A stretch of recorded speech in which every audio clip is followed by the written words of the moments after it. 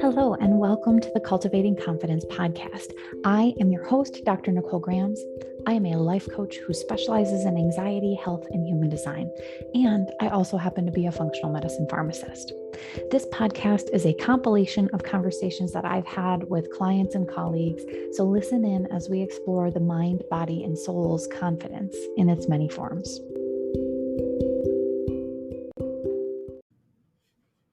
All right, so I think today's topic of overwhelm is well timed because as of recording this, at least, it is back to school time and end of summertime, and people are trying to get the last little vacations out of the way and whatever. I know there's been some kids that have been in school for a couple weeks already, but that's pretty crazy. Anyway, today's topic of overwhelm, I'm going to be sharing what's going on in my life right now, and hopefully because it's so real and raw for me. And I've been coached on it several times. I've been doing work on it. Hopefully, you'll be able to relate in some way, shape, or form and maybe apply it to whatever you're feeling overwhelmed with in your life. So I've got my functional medicine certification exam coming up this fall, and I have delayed this exam several times already because I didn't feel like I was prepared enough. So I would reschedule it, and this thing is only offered twice a year. So I'm going on like a year and a half now of rescheduling, and I still don't feel ready. I feel like I need to push it off again one more time. And yes, that it is definitely time that's the issue here for sure. That's what's going on. I need more time, more time, more time, right? Because it's not me. But every single time that this deadline approaches, I get super overwhelmed and I beat myself up for what I have not done with the extra time that I have given myself to accomplish this goal. Every time I reschedule, it gets pushed off for another 6 months. I get super enthusiastic about planning everything out that I need to study. At one point, I had a handwritten list of all the lectures that I was going to start off, that I was going to just start at the top and check them off as I go because I'm a good hard worker all of a sudden and we're going to get all this done, right? And when that didn't work, because every time I looked at the list, all I could see was this massive amount of information that I needed to consume in order to get to where I needed to be. And instead, I tried blocking time off on my calendar to actually put it in my calendar because I live by my calendar. It gives me little notifications for when I have meetings. Everything's great, right? I put like 100 different lectures scheduled into my calendar, and we're at like 3 or 4 per week to meet the deadline just about every time I did this, right? So then I would think about, oh my gosh, I have to spend 4 hours a week at least doing these lectures. And then I got to, rewind and I listen to them. And then I have to comprehend it. I have to go back again. So like, this is becoming a part-time job for me to get all these lectures done. Right. But all right, we're going to do it this time. And then when that didn't work because I hadn't learned how to trust myself with my calendar, I didn't learn how to become the person that would hold myself accountable for my own meetings if no one else was attached to them.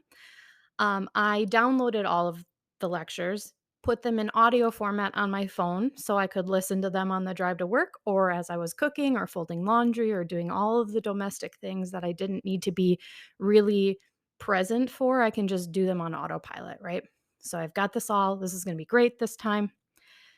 And as you might guess, when that didn't work, because audiobooks and podcasts are much more enjoyable for me to listen to, my brain finally went, oh my God, you can't freaking do this. You've proven over and over again that you are not capable. You don't even need the certification that you've spent thousands of dollars on. Just cut your losses, move on. You weren't meant to finish this. You're a big pile of crap, right?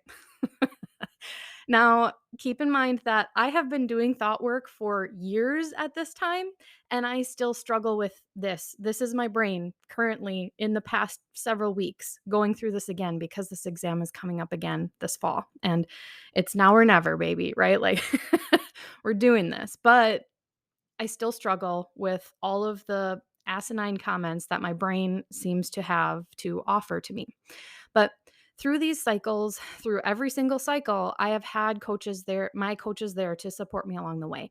And the beauty is that none of those coaches gave one shit whether I took the exam or not. They were just there to help me figure out what I actually wanted to do and then decide to do that, right? So every time I went into a coaching session with this being my topic, I thought, okay, today's the day. I'm just going to quit. I'm going to get coaching on how to be okay with walking away, right? Because I have made a huge time investment attending these modules already, a huge monetary investment in actually signing up to do all the stuff, right? And I'm so committed at this point. I just have to do it. But like letting go of that was what I thought I needed coaching on. But every single time I walked away from that coaching session with a new resolve for actually completing this exam because I really liked my reasons for wanting to do it, right? I didn't want to give up. I didn't want like I it wasn't even like I need to prove to myself that I can do this. It was like a no, I actually really like the reasons that I have for giving my chance or giving myself a chance to fail this exam on my own, right? Because all I was doing by trying to walk away was failing in advance by not even trying, not even giving myself a chance to pass, right? I was just pre-failing to avoid the potential feelings in the future of actually failing, right?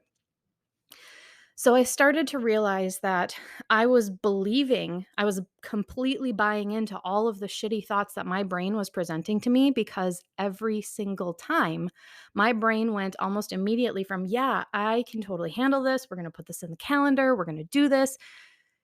It's going to be great, right? Like all of a sudden, all of this work that I've been avoiding for months and months and months is going to be wonderful, right? I'm going to be super motivated. That's what I'm going to rely on. We're going to get this done. And it went almost immediately to, oh my God, this is too much to commit to. I can't possibly make this happen. It's going to take me forever. I just don't have the time. When am I ever going to do this? So, step one in overcoming the overwhelm was to stop believing the shitty thoughts that my brain was telling me. And not because they didn't seem factual, because they really did seem like facts. It was just it was just like my brain was reporting the news to me. Like this is a fact. You can't do this, right? But because those thoughts weren't helpful to me in the slightest bit, when I finally committed myself to doing the task that I was feeling overwhelmed about, I started realizing that spending all my time in overwhelm was the one thing that I did not have time to do. And it was extra time just sitting in my thoughts, stuck, right? So I did some assessing of my thoughts and I thought that, you know, more time being what I needed to complete was more. hmm. So as I was looking at my thoughts and I realized that, more time was not the answer. I have proven this over and over and over again. Like I have given myself six extra months, 3 separate times to do this, right? That should be enough to get through the number of lectures, right? I've had a year and a half extra to do this. And it was like that wasn't it. That is a thought that is not helping me, right? It's not helping me to believe that I need more time. So then I started toying with the idea of actually giving myself this deadline. And when I decided that I was going to commit to submitting my case report and actually sitting for my exam, my brain absolutely freaked out. And I'm so glad that I had the extra support to sort out my brain because I would have been just sitting here giving up and like that would not have helped me work towards accomplishing the goal that I knew that I wanted to achieve.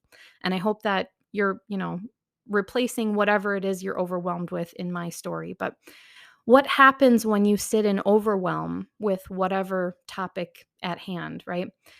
For me, all it meant was extra time laying in bed in the morning, scrolling on social media. It meant visit, taking a visit to my pantry every half an hour or so when I'm at home trying to focus and staring in there and expecting there to be something fun and new for me to eat right? Every half an hour that nobody has put anything in there.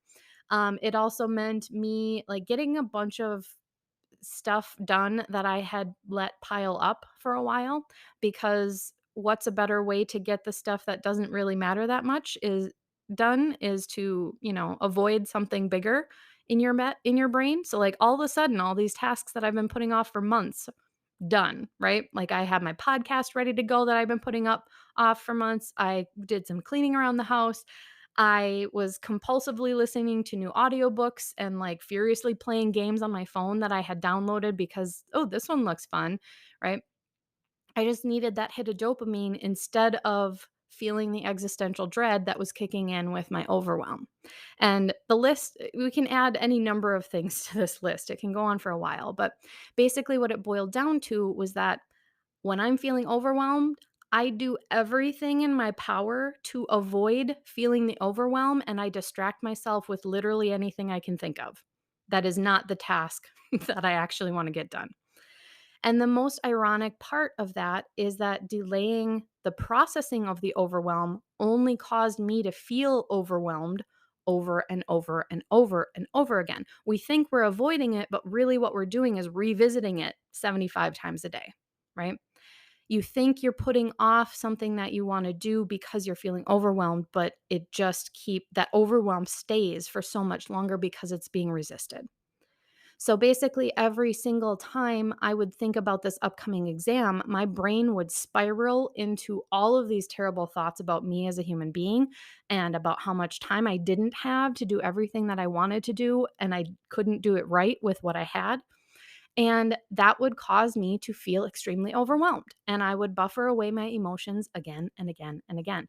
And finally, I got wise to my brain doing this. And I realized that I was believing all these thoughts and that was not the actual way for me to take action. So I needed to find a new source of inspiration, and I slipped into commitment instead of overwhelm. And I chose not to believe the thoughts that were keeping me stuck, and it took some work. It was not an automatic thing for me to not believe the thoughts that brain was giving me, but I guess step 2 would be like of overcoming overwhelm might be like finding thoughts that are actually helpful. So in this case, with the exam, after I realized that time wasn't it, I had to put brain onto the task of figuring out how I can get this done.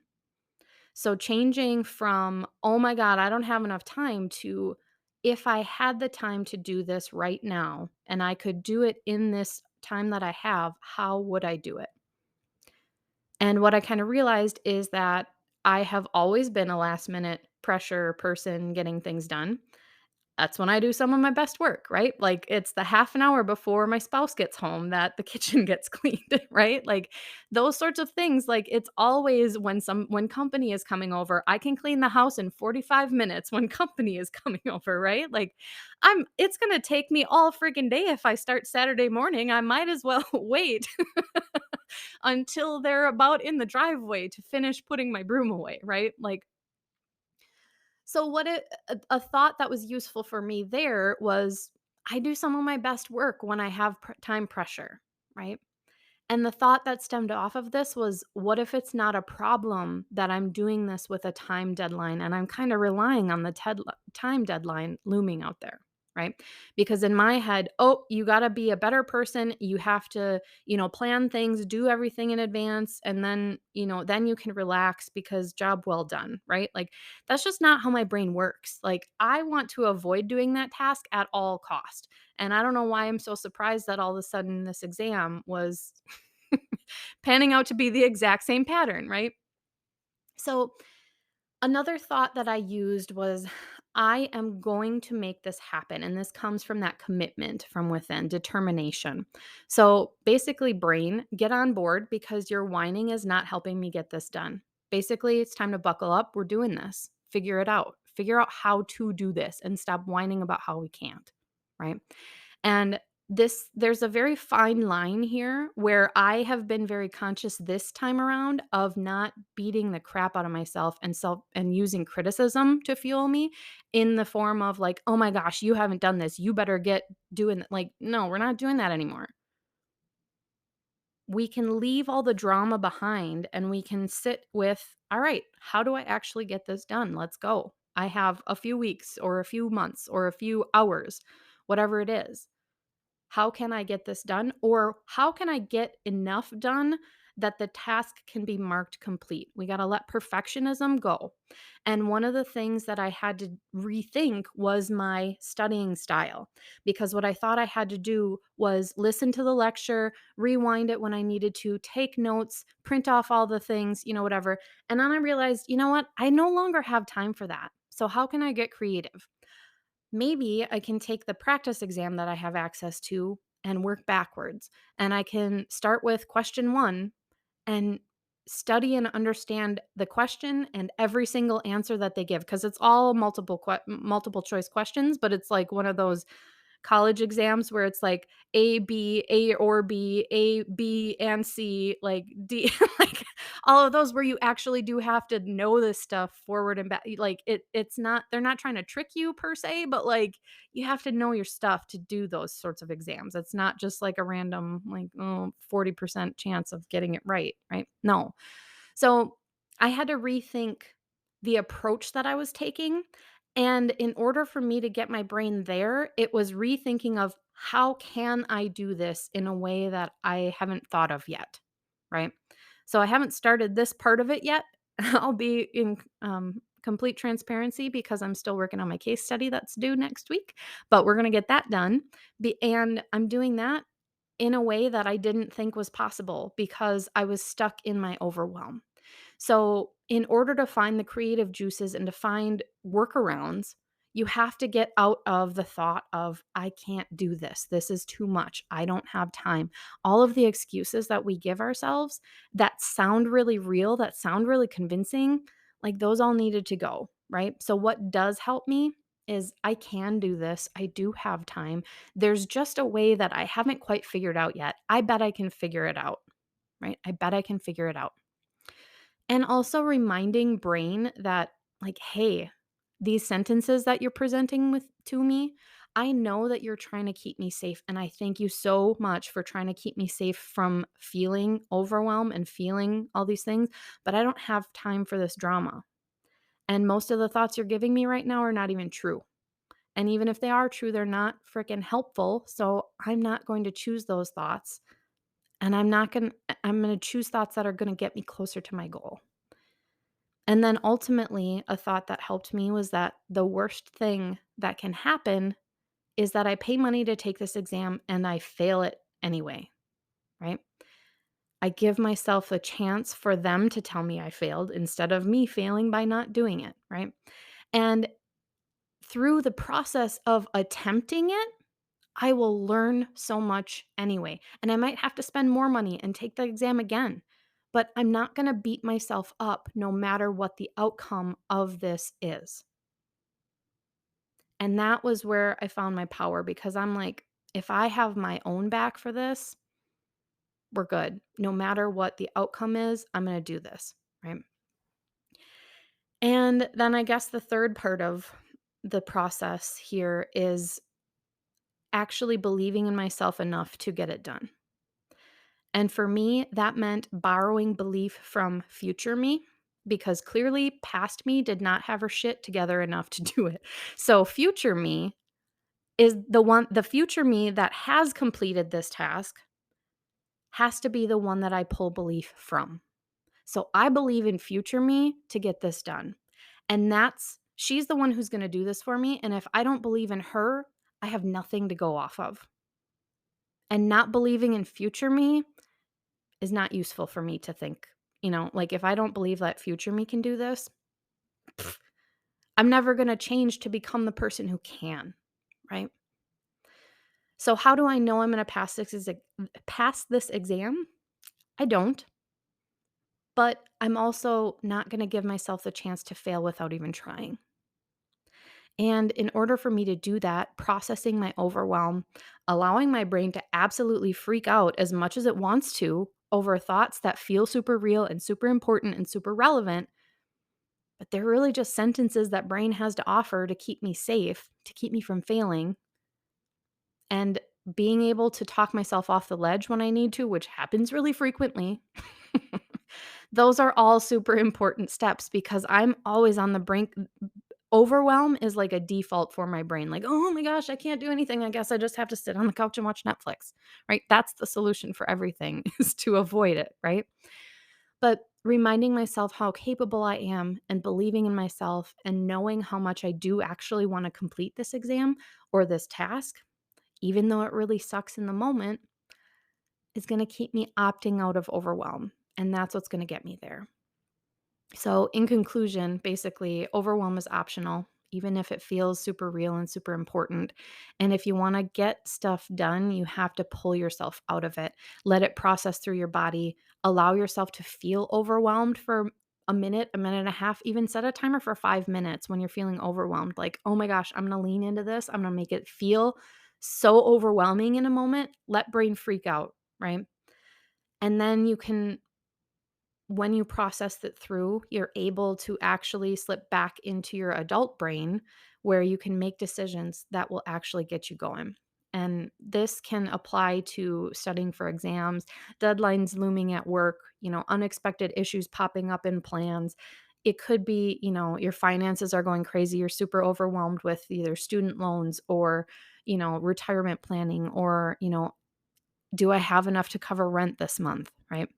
Maybe you got a new diagnosis and you're figuring out the logistics of medications and doctor visits. Like there's so many different ways that we can get overwhelmed and brain really likes to sit there to try to keep you safe because it's something new, it's something challenging, it's not we convince ourselves that we don't have enough time and then we make ourselves not have enough time because we're spending so much time telling us that we can't do this, right? So there's 1,000 different reasons that brain can come up with, but ultimately, overwhelm is something that we're going to experience, most likely, and it's optional to stay in there. Thank you for taking the time to listen in today. Many of you will be able to take the ideas that you've heard and apply them in your daily life, and that's really all you need. That's amazing. But for those of you who could use a little one on one help with how to make these things actually work for you in your real life, please reach out. The link to schedule a consult with me is in the show notes. You don't have to do this alone. See you soon.